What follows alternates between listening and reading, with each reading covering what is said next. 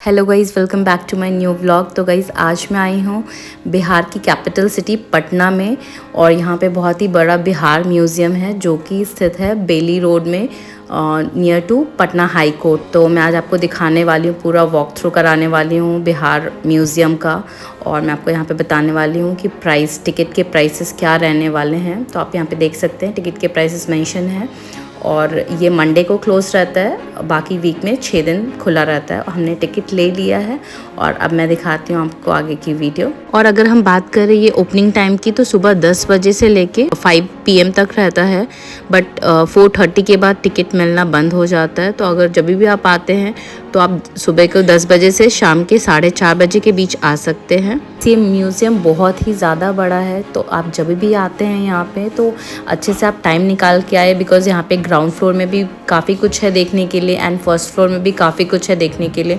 तो हमें 3 घंटे लग गए थे ये म्यूज़ियम को पूरा एक्सप्लोर करने के लिए। और अगर आपको बहुत ही ज़्यादा डीप में जाके पूरा हर चीज़ पढ़ना है, देखना है, तो डेफिनेटली आपको 3 घंटे तो लगेंगे ही। तो गाइस पहला सेक्शन जो था वो किड्स का था, और अभी हम जा रहे हैं डिस्कवरी गैलरी में। यहाँ पे आप देख सकते हैं नालंदा यूनिवर्सिटी के बारे में काफ़ी कुछ बताया गया है, और सबके बारे में डिटेल में दे रखा है, वो कब उन्हें एक्सकवेट किया गया था। और ये मैग्नीफाइंग ग्लास आर्टिफैक्ट्स को हम लोग मैग्नीफाइंग ग्लास से वहाँ देख सकते हैं। काफ़ी कूल था देखना, अलग अलग आइटम्स रखे थे, इससे हम लोग स्लाइड करके देख पा रहे थे। ये एंशिएंट सिटी ऑफ पाटलिपुत्रा है, और ये डू इट योर सेल्फ वाला था। एक मूर्ति थी, हमें उन्हें अलग अलग ज्वेलरीज पहनाने थे, और बच्चे लोग काफ़ी इंटरेस्टिंगली एक चीज़ कर रहे थे, इन्वॉल्व इसमें। ये हमारा एंशिएंट बिहार है, और हम लोग नेक्स्ट सेक्शन में इंटर कर रहे हैं अभी। यहाँ पे भी सेम आर्टिफैक्ट्स हैं, दीवार पे लैंप्स लगे हैं, और ये हमारा कॉइन का कंप्लीट संदूक है। ऑब्वियसली ये कॉइन्स ओरिजिनल नहीं है।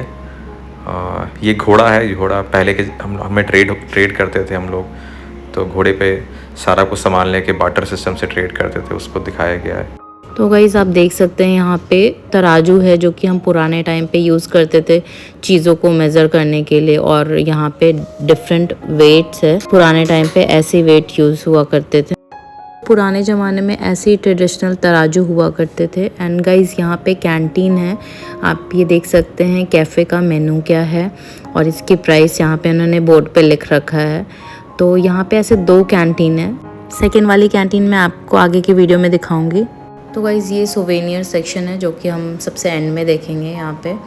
और अभी हम जा रहे हैं यहाँ पे मिथिला पेंटिंग देखने के लिए, और ये एग्जीबिशन भी आपको काफ़ी अच्छा लगेगा देख के, बिकॉज़ यहाँ पे मिथिला पेंटिंग जो होता है उसको प्रॉपर दिखाया गया है, और इतना कलरफुल पेंटिंग है, और बहुत ही ज़्यादा डिटेलिंग वाली पेंटिंग होती है। तो उन्होंने कलर्स भी यूज़ किए हैं, और वो पेन से भी वो पेंटिंग किया है। तो आपको वो डिटेलिंग लाइव देख के बहुत ही ज़्यादा अच्छा लगेगा, मतलब like you will be shock कि कैसे इतना ज़्यादा डिटेल पेंटिंग हो सकता है। आप देख सकते हैं यहाँ पे अलग अलग भगवान जी की फ़ोटो बनाई, जैसे काली जी की है, सूर्य भगवान की है।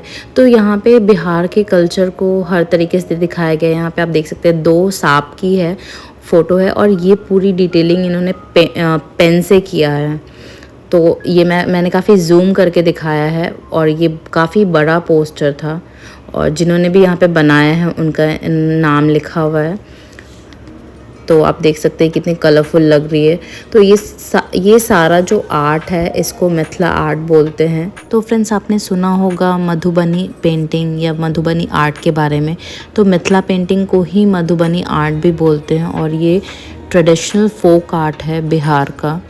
आप कहीं भी बिहार में जाएंगे आपको ये फोक आर्ट जो है वो कहीं ना कहीं आपको दिख जाएगा बिहार में। तो फ्रेंड्स ये मिथिला पेंटिंग जो है वो आज से नहीं, रामायण काल से ये पेंटिंग जुड़ी हुई है, मिथिला पेंटिंग, और ओरिजिनली बिहार से इसका ओरिजिन हुआ है। और यहाँ पे अगर इसको बात करें कि यहाँ पे जो कलर्स यूज़ करते हैं, तो इसमें नेचुरल कलर्स ये पेंटिंग में यूज़ होता है, जो कि प्लांट से डिराइव होता है। वो सारे कलर्स लाइक पीला कलर हल्दी से वो लोग लेते हैं, इंडिगो कलर भी वैसे वो प्लांट बेस्ड कलर यूज़ करते हैं। बट यहाँ पे आपको दिख जाएगा ये जो एग्जीबिशन है, यहाँ पे उन्होंने डिटेलिंग के लिए पेन्स का भी यूज़ किया और डिफरेंट कलर लाइक अभी जो मार्केट में कलर्स आते हैं, बट गांव में ट्रेडिशनल पुराने ज़माने में कलर प्लांट बेस्ड कलर ही यूज़ होते थे। और अगर हम इसकी बात करें थीम की, पेंटिंग की थीम की, तो आपको यहाँ पे बहुत सारे भगवान की तस्वीर दिखेगी ये पेंटिंग में, जैसे सूर्य भगवान, राधा कृष्णा की शादी और सन मून, पेड़ पौधों की, मछली की, तो मोर की, ये सारी जो है ये इस थीम पे ये पेंटिंग्स बनी होती है। आपको मोस्टली जगह ये सारे थीम पे बेस्ड मिथिला पेंटिंग आपको मिलेगी। और अगर हम स्टाइल की बात करें तो ये अलग अलग स्टाइल में बनी होती है पेंटिंग, लाइक लाइंड पेंटिंग होती है, फिल्ड पेंटिंग होती है, गोदना स्टाइल होता है जो टैटू स्टाइल है, गोबर स्टाइल होता है। यहाँ पे आप देख सकते हैं ये लिस्ट ऑफ नेम्स हैं जो कि जिन्होंने ये पेंटिंग बनाया था। ये जो है हमारा सेकंड कैफेटेरिया है, आप देख सकते हैं ये भी काफ़ी बड़ा है। यहाँ पे मेन्यू तो आगे नहीं लगा है, लेकिन हम अंदर में जाके देख सकते हैं क्या क्या मेन्यू में है। ये एमपी थिएटर वाला एरिया है। हम लोग फर्स्ट सेक्शन, हिस्ट्री के फर्स्ट सेक्शन में एंटर किए हैं, जो कि डेट मेंशन कर रखा है उस टाइमलाइन का है। तो ये एक वॉक थ्रू है कंप्लीट इस सेक्शन का कि किस तरह से हम लोग एक हिस्ट्री के पीरियड में ट्रैवल करेंगे अलग अलग डायनेस्टी में। फ्रेंड्स, आप कभी भी पटना में आते हैं तो ये म्यूज़ियम ज़रूर आइएगा और सच में ये देखने लायक है ये म्यूज़ियम।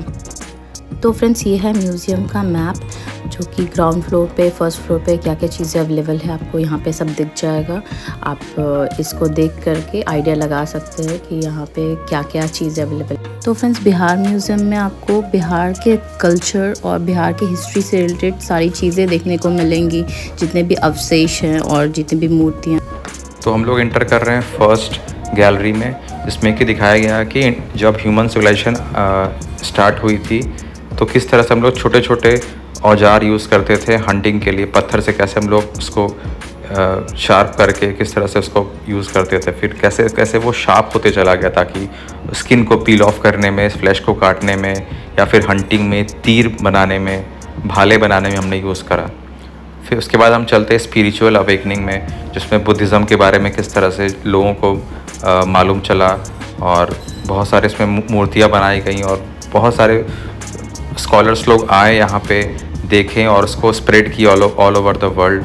तो अगर आप उनमें से एक हैं जो कि जिनको हिस्ट्री जानना पसंद है और वो जानना चाहते हैं कि बिहार की, इंडिया की हिस्ट्री में उसका क्या योगदान रहा है बिहार स्टेट का, तो डेफिनेटली आप जान सकते हैं कि बुद्धिज़्म कैसे आया, जैनिज़्म कैसे आया, इसका ओरिजिन कैसे हुआ बिहार से। तो हमने देखा इतनी सारी मूर्तियाँ हैं। अब हम इंटर कर रहे हैं अशोका डायनेस्टी में। तो स्टार्टिंग में ही हमें दिख गया भाले। तो भाले समझ में आ रहा है कि हम एक बुद्धिज़्म जो कि completely non violence Buddhism, Jainism हमें टीच करता है, वहाँ से हम लोग मौर्यन एम्पायर जो कि अशोक का था वहाँ हम लोग इंटर किए। तो अशोक, वॉरियर अशोका ने काफ़ी सारे जंगें लड़ी और बहुत खून खराबे, कितने लोगों को कैप्चर करा, कितने लोगों को मारा गया, but at the and Ashoka ने, एम्परर अशोका ने बुद्धिज़्म अपनाया और बहुत गिल्ट में रहे वो अपने लाइफ में कि इतना बड़ा मैसेकर हुआ, इतने लोगों को मारा गया। तो उसके बाद उन्होंने बुद्धिज़्म अपनाया। बुद्धिज़्म इतने बड़े एम्परर के बुद्धिज़्म अपनाने के बाद बुद्धिज़्म की पॉपुलैरिटी काफ़ी बढ़ने लगी पूरे इंडिया में, पैन इंडिया में काफ़ी पॉपुलैरिटी बढ़ने लगी। लोग दूर दूर से विदेश से आने लगे समझने के लिए व्हाट इज़ बुद्धिज़्म, क्या है, इसके प्रिंसिपल्स क्या हैं, और वो सीख के यहाँ पर आए, सीख के इंडिया में, और वो पूरे वर्ल्ड में उसको स्प्रेड किए। स्पेशली जो eastern side of the Asia है, तिब्बत है, और फिर अलग अलग कंट्रीज़ में स्प्रेड किए वो। ये एक DIY कॉइन मेकिंग कियोस्क है। इसे हमने पहले गोल्डन कॉइन चुना, फिर हमने कैरेक्टर चुना, और फिर हम लोग इसे डाल रहे हैं भट्टे में और इस पर हथौड़े चलाएंगे। हथौड़ा चला के फिर ये सिक्के पे डिज़ाइन छप जाएगा। ये हम लोग नेक्स्ट सेक्शन में पहुंच गए, जहाँ के गौतम बुद्ध की बहुत सारी मूर्तियाँ अलग अलग पोज में। ये जो वज्रायन है ये डिफरेंट साइड ऑफ बुद्धिज़्म बताते हैं। जो वज्रायन बुद्धिज़्म होता है ये तांत्रिक एक्टिविटीज़ को दर्शाता है। इसमें सारे उस टाइप के एक्टिविटीज़ हैं जो कि हिंदुज़्म में भी हैं और बुद्धिज़्म में भी। ये जो वज्रायन बुद्धिज़्म है ये सारा। हम लोग इंटर कर रहे हैं बिहार के आर्ट एंड क्राफ्ट सेक्शन। यहाँ पे भी बहुत बड़ी बड़ी मधुबनी पेंटिंग बनाई हुई थी और ये पूरे वॉल पे फ्रेम किया हुआ है। और हमने सुना था कि लोग यहाँ पे आ कर के और यहाँ पे रह के बनाए थे। यहाँ पे आप देख सकते हैं बैम्बू से जूट से चीज़ें बनाई हुई है। तो काफ़ी सारी चीज़ें यहाँ पे डेकोरेशन के लिए भी है और काफ़ी सारी फंक्शनल है, नॉन फंक्शनल चीज़ें भी हैं यहाँ पे। और ये इस पूरे रूम में बड़े बड़े पोस्टर्स थे, मतलब वॉल साइज़ के, जो कि यहाँ पे आप देख सकते हैं। ये एप्लिक का डिज़ाइन है, अलग अलग टाइप के मधुबनी पेंटिंग्स हैं। ये भी देख सकते हैं आप, इन्होंने बैम्बू से बनाया है, पतले वाले जो बैम्बू होते हैं वो। तो ये बिहार का प्रॉपर ट्रेडिशनल आर्ट है। और ये फ़िश है सिल्वर फिश, जो कि हमारे यहाँ हिंदू कल्चर में सारे शुभ अवसर पर, सारे ट्रेडिशनल रिचुअल्स में इसका यूज़ होता है। अब along with coins, silver coins के साथ सिल्वर फिश हम लोग देते हैं। तो अब इंटर कर रहे हैं हम लोग मुगल्स की जो एंट्री होती है इंडिया में। Until Mughal came to India में बहुत स्पिरिचुअली काफ़ी ग्रो कर रहा था इंडिया, धार्मिक रूप से बुद्धिज़्म काफ़ी अच्छे से फल फूल रहा था और एक बहुत ट्रैंक्विलिटी और इंडिया को जाना जाता था एक एजुकेशन हब। पूरे विश्व से लोग आते थे यहाँ पर धर्म की शिक्षा लेने के लिए, और बहुत ज़्यादा ग्रो किया बुद्धिज़्म इस पीरियड में। और जब बाहर से आते हैं, मुगल्स लोग आते हैं इंडिया पे अटैक करते हैं, तो बहुत सारे जो ऐसे धर्म वाले एरियाज़ थे, धर्म ग्रंथ थे, उनको जला देते हैं, बहुत कुछ डिस्ट्रॉय कर देते हैं और बहुत कुछ डेवलप भी करते हैं अपने स्वार्थ के हिसाब से, बहुत कुछ डेवलप भी करते हैं। लेकिन बहुत सारा कुछ अटैक के दौरान बहुत सारा बड़े बड़े मोनेस्ट्रीज़, बड़े बड़े एजुकेशनल हब्स डिस्ट्रॉय हो जाते हैं उस दौरान में। और एक नया कल्चर, एक नया आर्ट्स का स्टार्ट होता है हमारे इंडिया में, जो कि हम लोग आगे देखेंगे। नए नए तरह के हथियार हमने देखे, नए एक चेंज इन हमारा जो ड्राइंग्स था, हमारा जो आर्ट था, उसमें एक अलग एक मुग़ल इन्फ्लुएंस आने लगा। इवन अगर हम देखेंगे हमारे जो राजस्थानी आर्ट एंड कल्चर, वहाँ का जो ड्राइंग्स थे, वहाँ के जो पेंटिंग्स थे, उसमें भी मुग़ल आर्ट एंड कल्चर का एक झलक हमें दिखने लगा। यहाँ पे आप देख सकते हैं कि मुग़ल के आने के बाद सूफिज़्म का कैसे प्रसार हुआ, कैसे कौन कौन से सूफ़ी स्टेट्स हैं बिहार में, और सूफ़ी म्यूज़िक कैसे आया। एंड उसके अलावा आप देख सकते हैं यहाँ पे सिखिज़्म कैसे आया बिहार में। तो आप ये सारी चीज़ें देख सकते हैं, यहाँ पे पढ़ सकते हैं। तो नेक्स्ट हम लोग इंटर कर रहे हैं दीदारगंज यक्षी, जो कि बहुत पॉपुलर मूर्ति है और ये मूर्ति हमारे हिस्ट्री के बुक्स में भी था, फ्रंट पेज पर काफ़ी पॉपुलर है, फॉरेन में काफ़ी इसे रिकॉग्निशन मिला। यहाँ पे बैगेज रूम भी है, तो अगर आप पास लगेज होता है, बैगेज होता है, तो वो भी आप जमा करा सकते हैं यहाँ पे। तो अभी हम एंटर कर रहे हैं म्यूज़ियम के हैंडलूम सेक्शन में, जहाँ पे चीज़ें हाथ से बनी हुई है और प्योर जो है यहाँ पे हैंडीक्राफ्ट वाली चीज़ें हैं और हैंडलूम वाली आपको चीज़ें भी मिल जाएगी, लाइक क्लोथिंग एंड ऑल। तो आप देख सकते हैं यहाँ पे जूट का यूज़ हुआ है, बैम्बू का, और ये जो ट्रेडिशनल गुड्डा होता है वो भगवान की मूर्ति, ये सारी जो होती है बिहार की ट्रेडिशनल चीज़ें वो आपको दिखेंगी यहाँ पे। उसके अलावा यहाँ पे आपको कपड़े वपड़े भी दिखेंगे, जो बिहार का भागलपुरी सिल्क फेमस है, जिस पे मधुबनी पेंटिंग होती है, और different type of silk sari आपको दिखेगा, और इसके अलावा दुपट्टास वगैरह काफ़ी कुछ था। अभी शाम के 5 बज रहे हैं और म्यूज़ियम बंद होने वाला, आप देख सकते हैं काफ़ी खाली हो गया है। और जब हम आए थे तो काफ़ी क्राउड था, बट अभी खाली हो गया क्योंकि अभी अंदर में बंद होने लगता है। तो इसके बाद अगर आपको मन है म्यूज़ियम में बैठने का, तो यहाँ पे एक पार्क है बगल में, म्यूज़ियम के अंदर का ही वो एरिया है, तो वहाँ पे हम जाके बैठ सकते हैं। आप देख सकते हैं यहाँ पे बहुत अच्छे बैम्बू ट्रीज़ हैं। तो ये पार्क एक्चुअली म्यूज़ियम के कैंपस के अंदर में ही है। तो 5 बजे के बाद ये पार्क ओपन रहता है, बट म्यूज़ियम का जितना भी अंदर का सेक्शन है वो बंद हो जाता है। तो आप यहाँ पे बैठ के एंजॉय कर सकते हैं। तो गाइस, आप जब भी आते हैं पटना, बिहार म्यूज़ियम ज़रूर घूमिएगा, और अगर आपको हिस्ट्री में इंटरेस्ट है तब तो आप ज़रूर आइएगा। आपको बहुत ही ज़्यादा अच्छा और बहुत ही ज़्यादा इन्फॉर्मेटिव लगेगा ये यहाँ पे आ करके, ये चीज़ देख करके। और मेरी वीडियो अगर पसंद आई हो तो प्लीज़ मेरे वीडियो को लाइक कर दीजिएगा, मेरे चैनल को सब्सक्राइब कर दीजिएगा। Thank you so much for watching. Bye bye.